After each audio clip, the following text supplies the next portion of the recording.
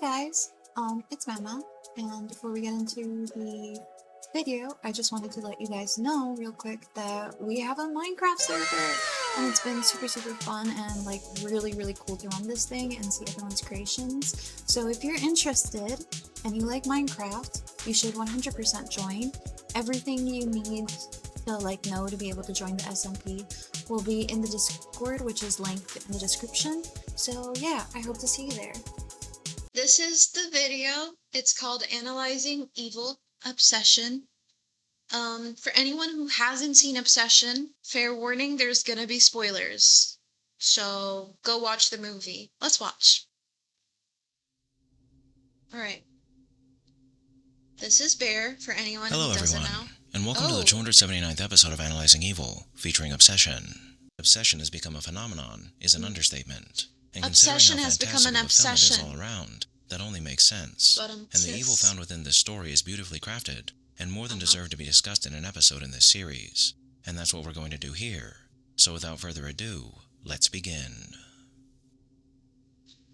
There's a critical element. Should I give my opinions on Bear as a character first? I think he's incredibly selfish. His evilness lies in his lack of care for other people and the lives around him. And he's a wolf in sheep's clothing, and he kind of shatters the nice guy trope completely because he portrays himself as a nice guy. Meanwhile, he does horrible things. In this story that facilitates the evil that unfolds. Well, he doesn't really do horrible things, more so he causes them to happen because of his lack of care and accountability and responsibility. Within. All of what happens here, every single thing, begins and ends with one person, and one person only, Baron Bailey, otherwise known as Bear.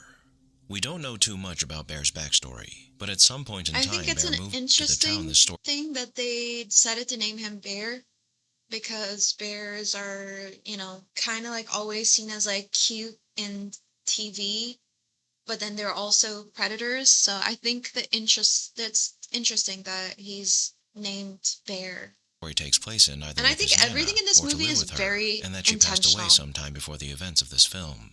But why he moved there is never told to us, and other than this small piece of information, we have nothing to go off of as far as what elements present in Bear's past may have contributed to him developing into the man we see in this film.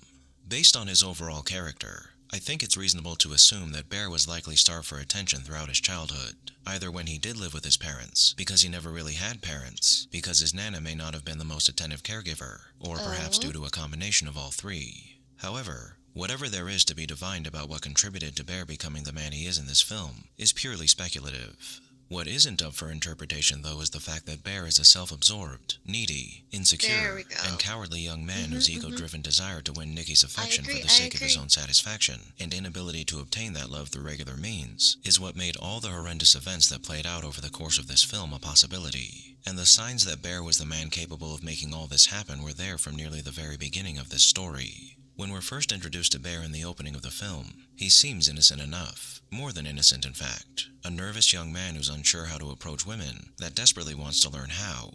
In these first few moments, Bear seems sweet, anxious and love-struck, but sweet nonetheless. A man in love who seems to have developed these feelings for Nikki over the course of many years, who can't help the way he feels for a girl who seems to have treated him with love and care, and who's always been the first person there for him in times of need. But it's in the very next scene that we're shown that there's something not quite right with Bear. After returning home from an outing a few days later, Bear finds his cat Sandy dead on the floor, poisoned after somehow getting into his grandmother. The whole scene is not shown here, but I have seen the movie twice, so I'm going to give my 2 cents on the cat because I love cats. And I hope one day I have a cat, but the condition the cat was living in, if you zoom out in the actual scene, there's cans left open here that look very old. Yeah, and then there's food bags that are empty. It's just littered, and then obviously the pill case that he gets into, or the pill bottle, overall, if you actually look at the scene, it's very obvious Bear is a neglectful owner who does not care very well for the cat. There's leftover pain medications, and dying as a result. Curiously though, when Bear examines the scene and begins cleaning it up, he seems rather calm. He did express some degree of sadness when he first discovered her corpse, but the way he investigates, cleans, and then disposes of Sandy's corpse via a trash bag, which he then Yeah, just throws that's away, another is thing. odd behavior for a person who just discovered their pet lying dead on the floor. Especially since Sandy's like supposed to be like his childhood cat, you know, cat that helped him during grieving times. To not have a proper burial for a pet that has that much significance in your life shows that you are a like very detached person. You cannot form very strong emotional bonds. Now, to be fair, Bear might not have been too upset here because Sandy might have been his grandmother's cat, and he didn't have much attachment I to her. guess, But but even if that's not the I don't case, think and he that's did have an true attachment to Sandy, because when in the next scene we see him crying about the cat. examining what a person does in the moments after they experience a sudden influx of grief, you have to keep in mind that grief is often irrational, so Bear could just be Jar, I really recommend you watch this movie because it's really good. numbly going through the motions here, which seems to be the case considering the next scene shows Bear sobbing. But it's this very scene that shows us that what we saw Bear doing in the previous scene weren't the robotic motions one might expect a grief-stricken man to go through. As between his sobs here, we hear him say, "Why can't she just," before the camera pans down to the word obsession at the end of his I actually bed, did and then pick it up immediately cuts to Bear that lying on his bed in the dark, and during the dialogue, he randomly says, "Why can't he just?" And he could have been referring to Nikki, as in, "Why can't she just love me?" It's a very scrolling through important Nikki's Instagram profile. little Why this tiny is so important is thing to because pay these few attention to. words uttered in the wake of what should have been a heart-wrenching event shows us that Bear is experiencing grief here, but not for Sandy, but for the love he feels he'll never receive from Nikki. Why can't she just... I'm gonna watch it, but I don't know when. I'm also scared. Okay, so the movie itself is not scary in the way normal horror movies are scary. I love horror. Like, I'm an avid horror enjoyer, but I'm also a big scaredy cat. And I love, like, if I watch horror, I will force someone to watch it with me because I don't like watching it alone. But with Obsession, I actually ended up watching it alone because everyone watched it in my server, but I missed out on the opportunity. So I ended up watching this alone, and it is deeply unsettling, but it's not scary in the way paranormal things are scary. So I think you'll be okay, and I really really recommend watching it. There are some very disturbing Why can't she scenes. just what? Sandy can't do anything. She's dead. So if he were talking about Sandy here, He's you'd not think talking he'd about say something Sandy. more like, "Why didn't she? Why did she? Mhm. How could she?" when trying to process and come to I'm terms with just the trying fact to that look his out cat for had just you, little passed. guy. But no, it's, "Why can't she just..." And though we never hear what Bear wants from this mysterious she, we can only assume that sentence in its entirety was, "Why can't she just love me?" which is only supported by the aforementioned accompanying scene where he's scrolling through Nikki's profile. Now, it's more than likely that Bear's sobs here were partially brought on by Sandy's death, but it's rather telling of Bear's character that in this moment, where he should have been He's entirely still focused on thinking the of death of his cat, yeah, that his he's still mind was more thinking so centered on his on desire for Nikki. Nikki, and the fact Mhm. that she doesn't love him in the way he wants her to. What further supports the idea that Bear wasn't fazed by his cat's death is how nonchalantly he brings up Sandy's passing when he's out at trivia night. There's And if something it else weren't I for the fact that he noticed. in all likelihood doesn't care about this cat And very also much. just the fact that he went to trivia night even after his cat had just passed, just because Nikki asked him. Like, he was pretty easy to convince, is another thing that kind of like led me to believe that he wasn't super attached to his cat. Or if he was super attached to the cat, he is not like a very loving person. Like, this supposedly this is his childhood cat, you know, this is a cat that's been with him for a while. It didn't look like a kitten. It's a relatively like either mid to old age cat, and it's very telling that this is how he loves something that he quote unquote loves. You know, like this is how he takes care of it. Maybe this would have been another instance of grief causing people to do strange things and act strangely, as he does admit to Nikki while he's driving home that the death of Sandy isn't okay, but that it hasn't hit him yet. But because I think we can reliably assume that the reason it hasn't hit him yet is because such an event doesn't affect Bear in the way it might affect others because of what he is. The moment where he brings up Sandy's death is what reveals to us what he is: a narcissist.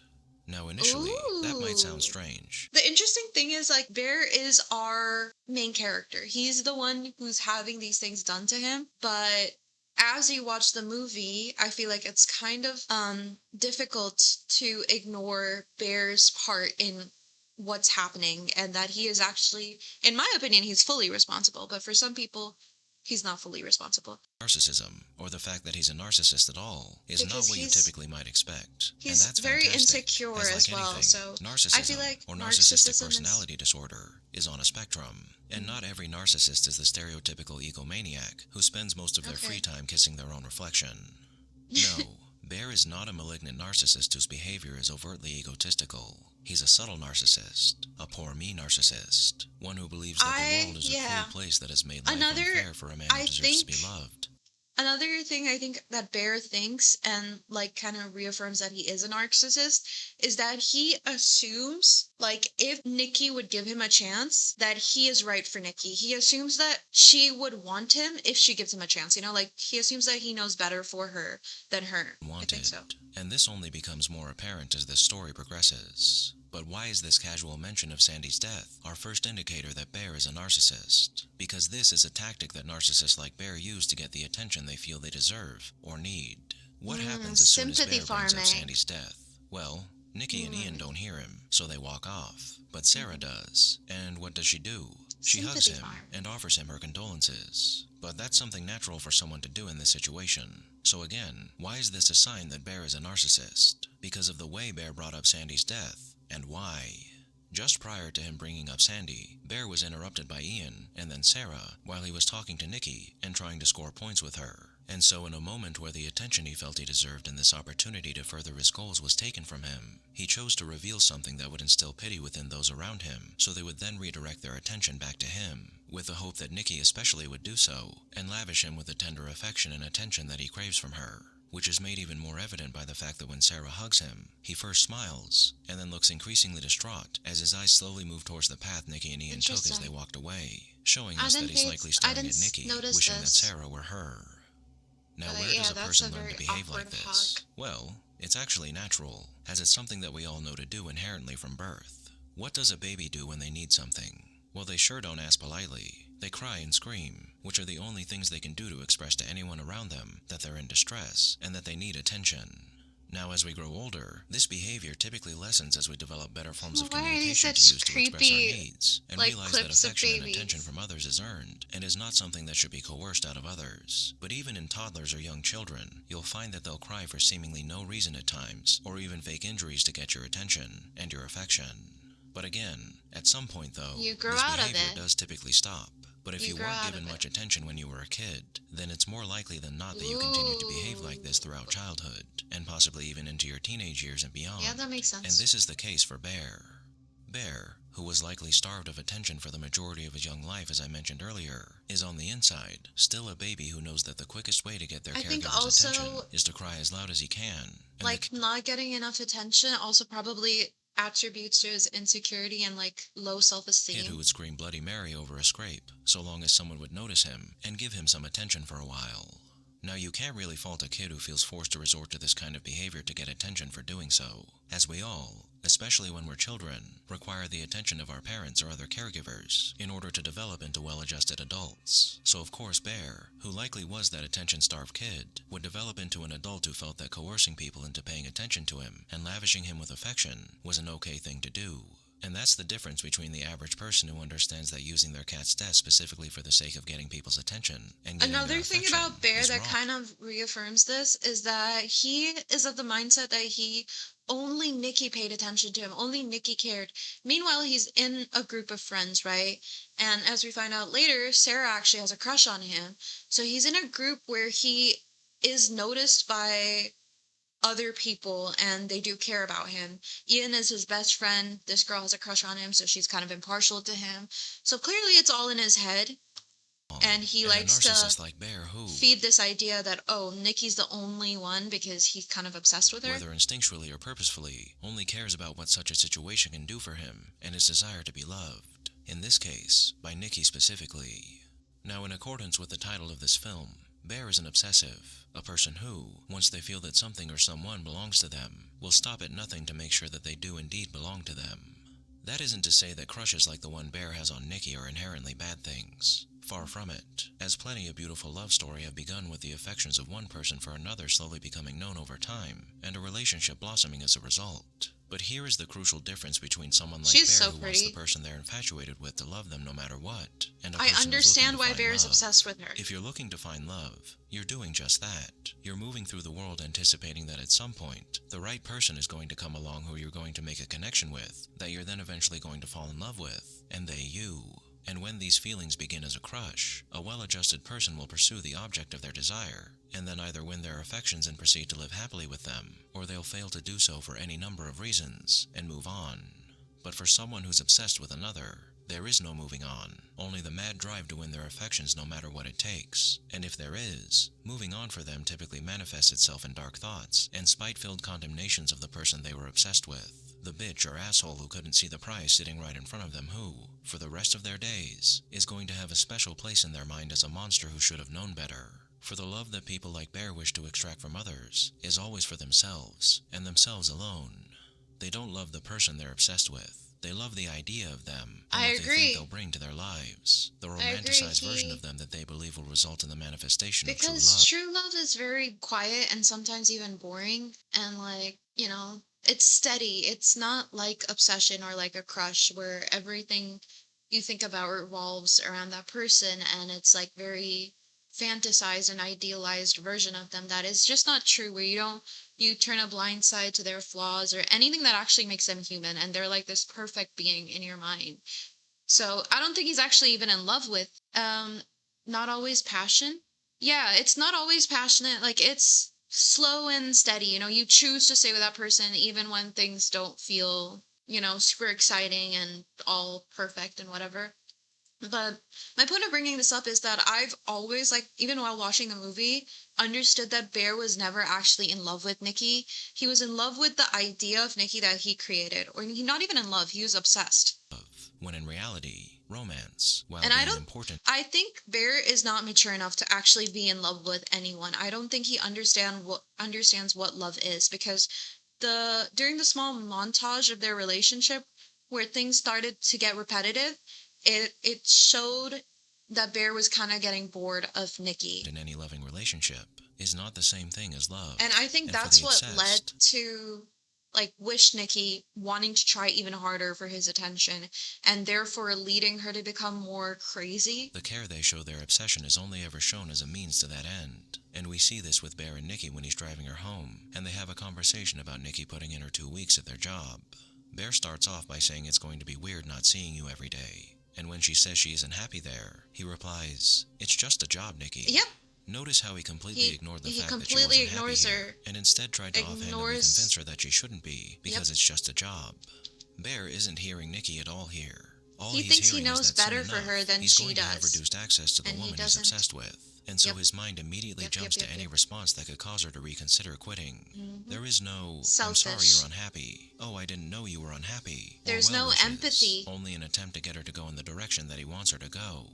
After this, she responds by saying, "Yeah, well, I want to write," and he says, "I mean you are," which is only more of the same. But then Nikki pours her heart out to Bear by saying, "No, I feel like I need a big life change. I'm not feeling love, and I want to feel love if I want to bring the story to life." Bear's response, with a smirk on his face, he says, "Love, so it's a romance." Nikki responds by saying, "No, it's not a romance. It's a love story." To which Bear says, "Aren't they the same thing?"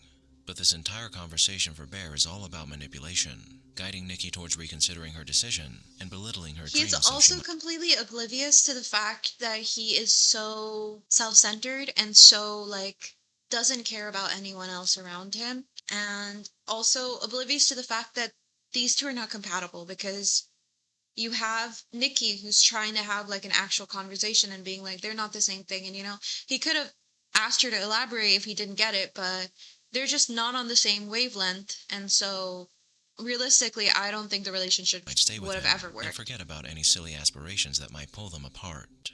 He doesn't see a woman he cares for who's unhappy and only wants to fulfill her dreams, only the woman he believes should be his, slipping through his fingers. This is only made worse when Nikki admits that Bear is her only confidant, the friend she relies on seemingly just as much as he relies on her for comfort and security, which adds another layer of depravity to Bear's actions here. This is who Bear is, an attention-starved narcissist obsessed with another woman, who spends his days and nights pining for her and fantasizing about being with her, but never really knowing how to make his fantasies a reality. For as much as Bear is this obsessive, he is also a deeply insecure, awkward, and anxiety-ridden Coward. man. And with He's a both fear of coward. being rejected and this incessant fantasy of the perfect woman he's in love with constantly running through his mind, this has caused Bear to become a coward in many ways. Not just because he's afraid of rejection, but because in his mind, the only way to win Nikki's love is through perfection. The perfect words, the perfect moment, the perfect gift. When in reality, interactions between human beings are rarely perfect, and the only perfection as far as love is concerned comes about when things are organic, when you let yourself live in the moment and respond to another person with the genuine warmth and care that anyone you might love I always think this scene is deserves. so But for a funny man during like the montage where she's like showing him Bear, something the and it's literally concern just an comes about when AI things are couple organic, picture when you let yourself generated live in the moment. that says, I want to wear your skin as a sweater. Yeah, totally normal behavior, right?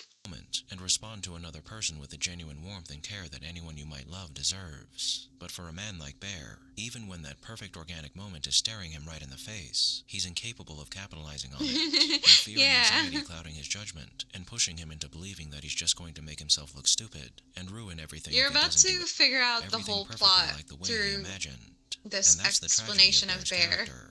For if he could have stepped out of his own head for just a moment, he'd have realized that everything he desired was likely a lot more achievable than he might have thought, as by all accounts, Nikki seemed to have feelings for Bear. It seems I disagree ambiguous, with that.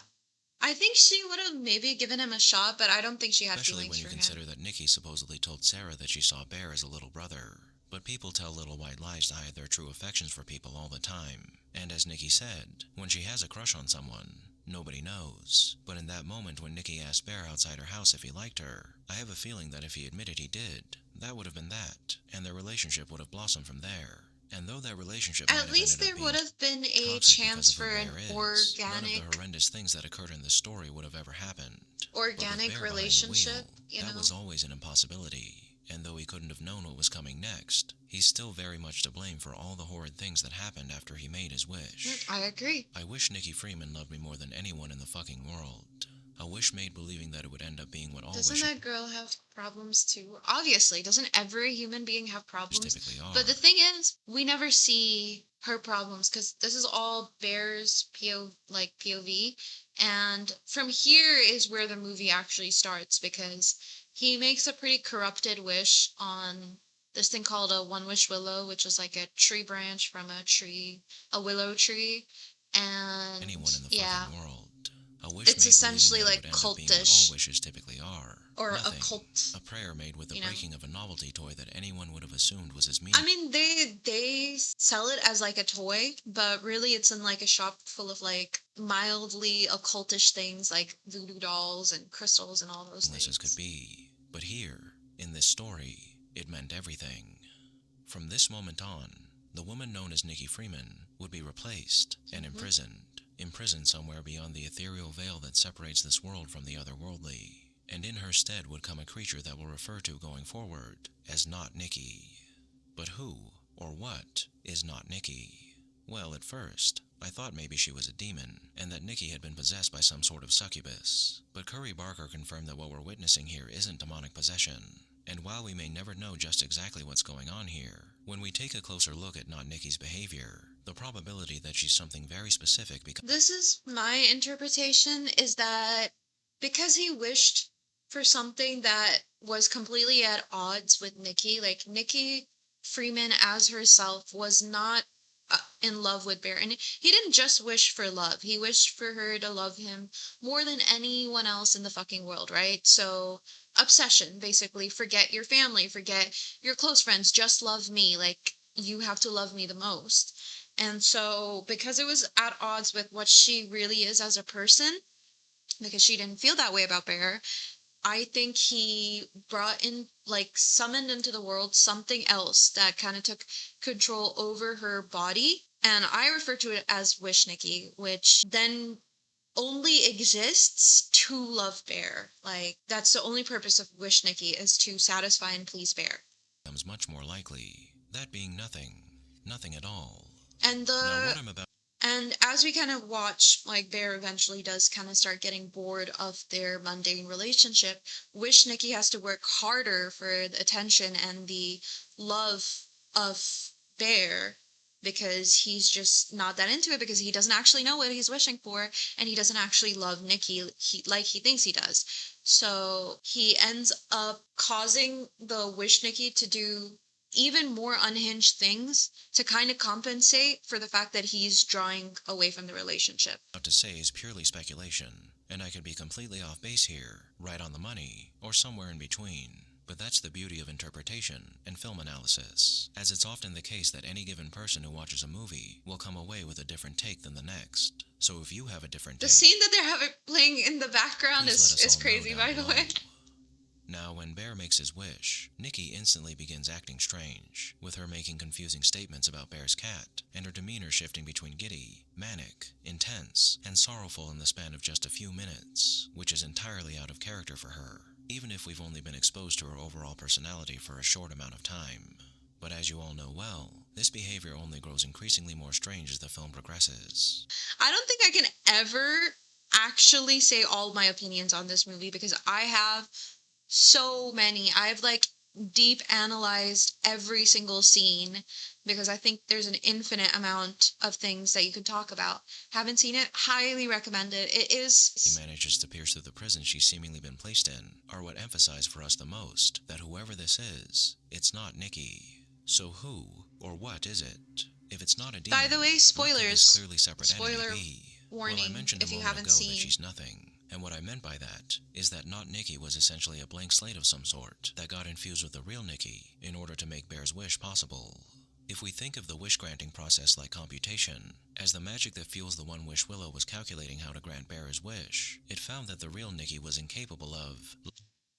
I'm gonna draw a very obscure and probably random reference that no one's gonna get other than people who've seen FMA. But, you know, in FMA, how they try to bring back people, also spoilers for FMA, how they try to bring back people with human transmutation, but they can't, because you can't bring back something that no longer exists in the world.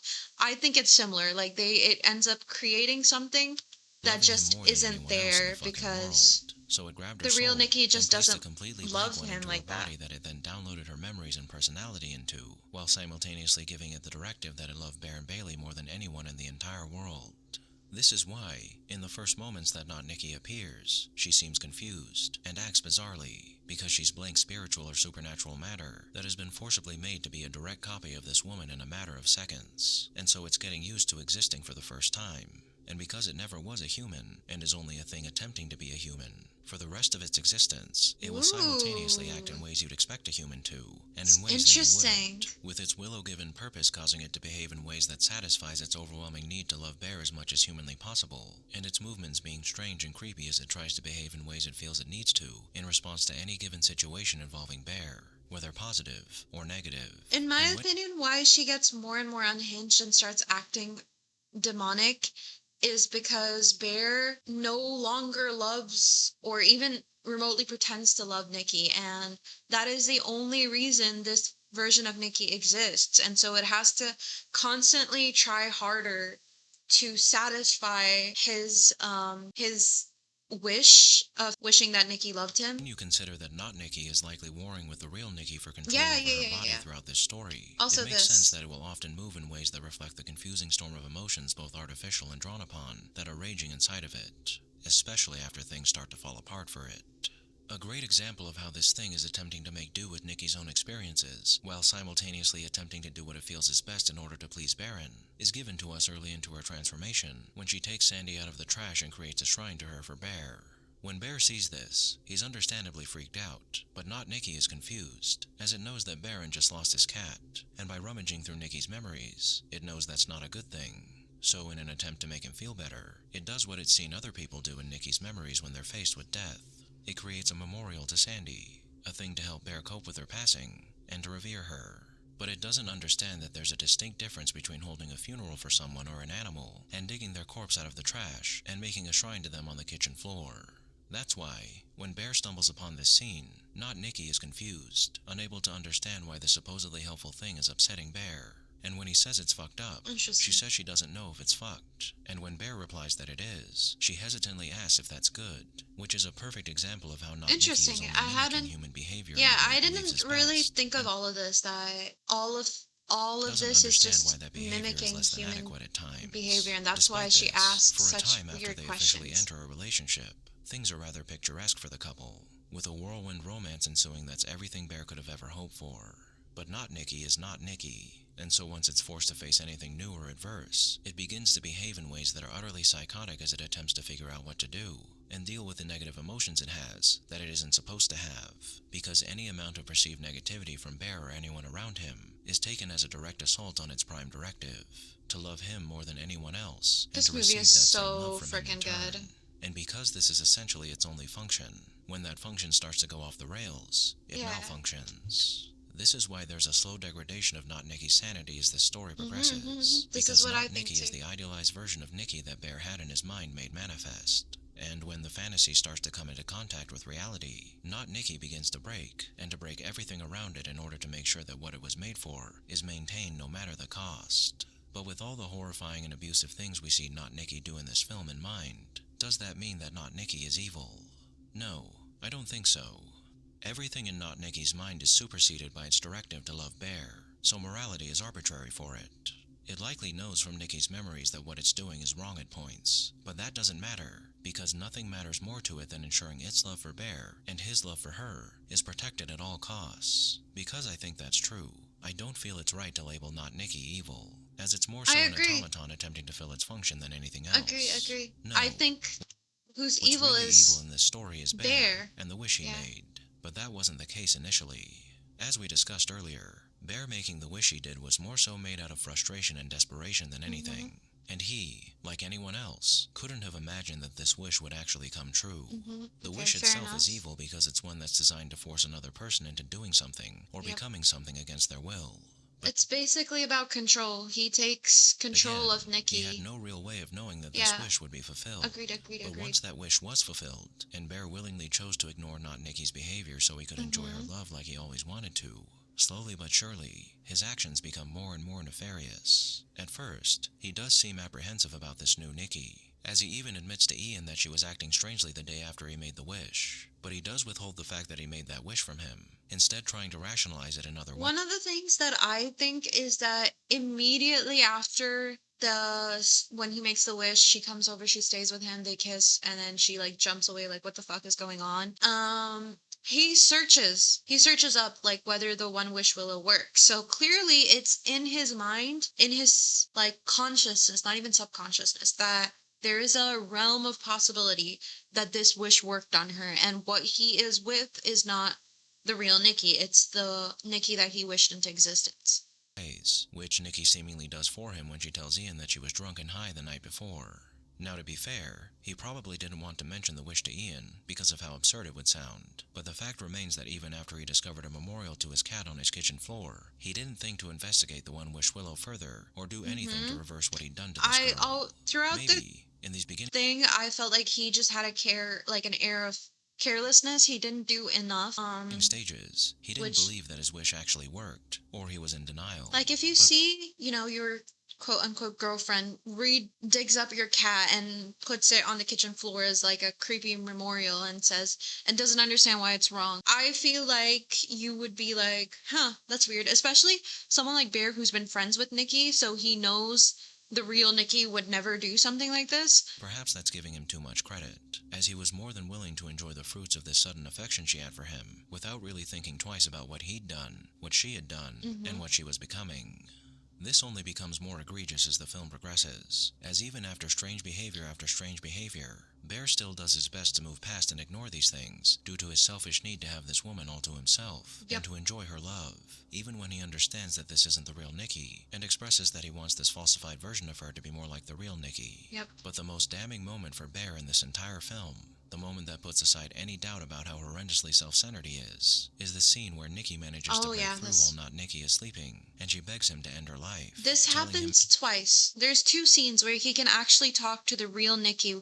One is during the call scene. He hears a woman screaming, and the call operator says, "Do you want to talk to the Nikki?" do you want to talk to Nikki? And we're supposed to understand that this is the real Nikki. He runs away then, but you can make the argument that he didn't know, it's just some random woman screaming. How would he have known? This scene is unforgivable. At this point, I feel like you cannot forgive this character at all because it, like, the real Nikki clarifies, like, she's asleep, don't wake her, it's me, kill me. Like, it's so bad that she doesn't have control over her body. This wish Nikki's making her do all of these things, and she wants it to end. She'd rather die than have live this life. And he says, in so many ways, how much she's suffering as a prisoner in her own body, or somewhere else far more sinister. Bear's only response is to think of himself, to ask her what's so bad about being with him, before he walks away as she continues to plead for freedom. Along with every little...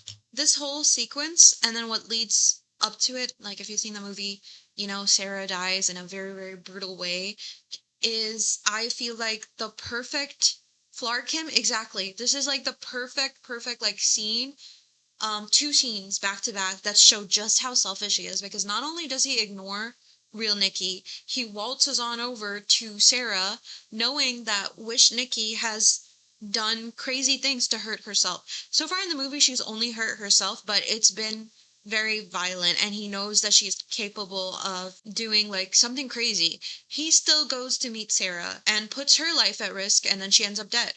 So, like, it just shows you how selfish this man really is, and how little he pays attention to ultimately brands him a villain. An his, like, the lives around him. But a purposeful one in the end. One who willingly ignores the suffering of a woman that he's essentially made into his love slave by inviting this manufactured version of her into her body. A slave that mirrors all the worst tendencies of Baron Bailey, the cries of anguish that are fabricated for the sake of gaining pity, and an idealized love that's as warped and twisted as the fantasized Nikki he created in his mind. There is another source of evil in this film, the One Wish Willow, and the people behind its making and distribution. But its evil is akin to a genie's, who, through granting wishes, are not necessarily in control of what happens when these wishes are granted, or will grant these wishes in the most literal ways possible, without regard for the consequences they may bring, which is only emphasized by the owner of the shop that sells them mentioning that he had his wish granted, but has seemingly only benefited from it, likely because of the nature of his wish. However, unlike genies, whose moral designation often remains ambiguous, it would seem that whoever, or whatever is behind the One Wish Willow, is far more malicious, as when Bear calls the hotline on the box for help, the person or thing on the other end taunts him with the screams of the trapped Nikki, telling him that the only way to end her suffering is to end her, or end himself, something that the shop owner echoes so casually that it's hard to believe they aren't satisfied in some way by this outcome.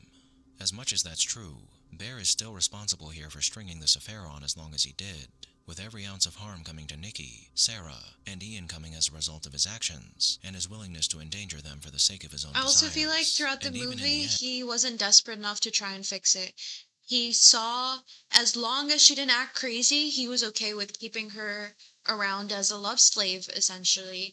And that is, like, super obvious in the one scene where it's like an intimate scene, she's completely dissociating, and he's not even paying attention to her. I feel like he just hasn't done enough. Paid the price for his negligence. When given the opportunity to make up for some of what he's done by ending his own life, he hesitates. The weird thing is that this is a character whose, like, willingness or evilness is highly debated, because some people still classify him as a victim, which I don't agree with at all, because I think everything he does is incredibly self-centered, and he doesn't try enough to right his wrong. You can forgive someone for making a stupid wish on a toy and not thinking it's going to do anything, I guess, but even his wish itself is pretty cursed, I'm not going to lie. But let's give him the benefit of the doubt that he didn't know it would work. But after that, he just doesn't do anything to correct it when he knows what he's doing is wrong. To vomit up the pills he's just ingested with the likely hope that he'll be able to salvage this situation in some way. As after all, this is everything he ever wanted, right? Negligence. When given the opportunity to make up for some of what he's done by ending his own life, his final scene is also just very telling. He hesitates, attempting to vomit up the pills he's just ingested with the likely hope that he'll be able to salvage this situation in some way. As after all, this is everything he ever wanted, right? Both fortunately and unfortunately for Nikki, though. Not Nikki, consumed by its obsession, and fearing Bear growing apart from it, chooses to use the One Wish Willow to gain his eternal love. But it's too late, and the only person left standing now is the real Nikki. utterly confused, lost, and broken beyond repair amongst a sea of carnage that was unleashed by her hands, but not at the same time. And at this end, we find that it was Bear, the quietly narcissistic and cowardly young man who needed to be wanted by the object of his obsession more than anything, to be the prime evil in this story. The man Agreed. who, at any time, was more than capable of making efforts to free this woman from her torment, but actively chose not to, instead ignoring all the horror he unleashed through her, so he might live out a dream come true. There are two old adages that encapsulate what happens in this film perfectly. Be careful what you wish for, and if it's too good to be true, it probably is. And throughout this story, Bear was shown that he should have been careful, and that what he wished for was too good to be true. But he didn't care. He only ever cared about himself.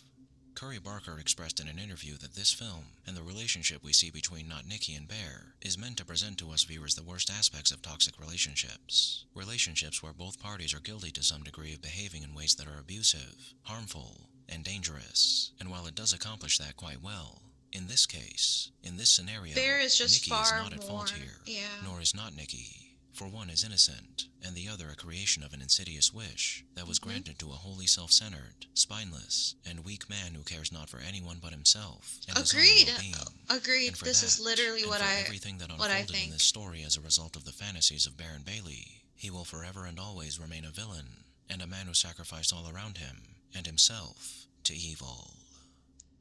This movie, watching it and interpreting it, I don't know why that word's really difficult for me, yourself, is like, it's such an experience. It's so good. And I've watched it with like a couple of different people at this point, and I've seen a lot of different opinions. Two of my best friends actually sympathize with Bear. They didn't. I feel like they just maybe missed the point of the movie or something, but it's just so interesting to see that somebody can still watch this and look at it from a different lens. And yeah, that's it's you can just come away from this movie with so many different perspectives, which is why I think the video itself does a good job at not showing you like the exact scenes. So there's still a lot, like a lot you can watch and analyze and stuff. Like, it doesn't talk about the other characters, Sarah and Ian. They also have their own thing. And then as far as Nikki goes, there's also more that you can like delve into with her character. Very good movie. It's also a very short movie. It's only like 1 hour 30 minutes of showtime. Like, if you remove the credits and stuff. Overall, I think it's like 1 hour 40. But it's so good. It's so genius, and I really look forward to whatever Curry Baker makes next, because this is a really good movie.